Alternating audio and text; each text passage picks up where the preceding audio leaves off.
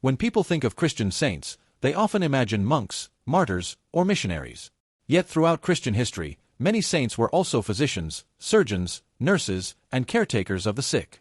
Their lives reveal an important but often overlooked truth. From its earliest centuries, Christianity developed a deep tradition of healing both body and soul. One of the earliest examples is Luke the Evangelist, whom the New Testament calls the beloved physician. Tradition holds that Luke used his medical knowledge while traveling alongside Paul the Apostle. In the centuries that followed, Christian communities frequently regarded medical care as an expression of compassion and charity. Among the most famous physician saints are Cosmas and Damian, twin brothers who practiced medicine in the 3rd century.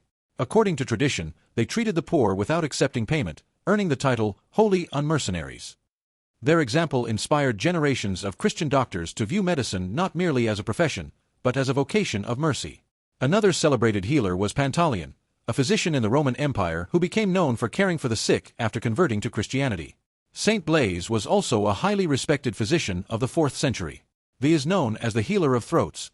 Blaise famously combined his medical training with his spiritual life. His most famous medical intervention involved saving a child who was choking to death on a fishbone.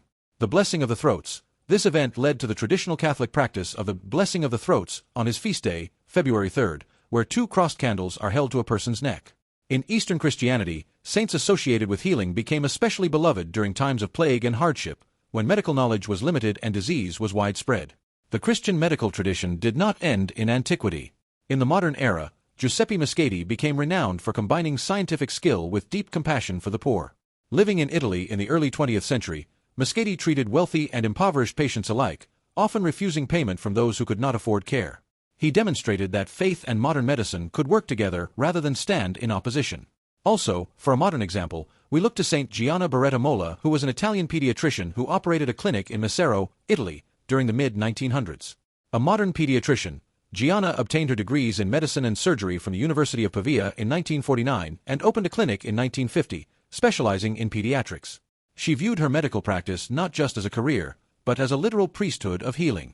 Many other saints devoted themselves to hospitals, nursing, or the care of epidemics. Some founded shelters for lepers or hospices for the dying. Others risked their own lives during outbreaks of plague.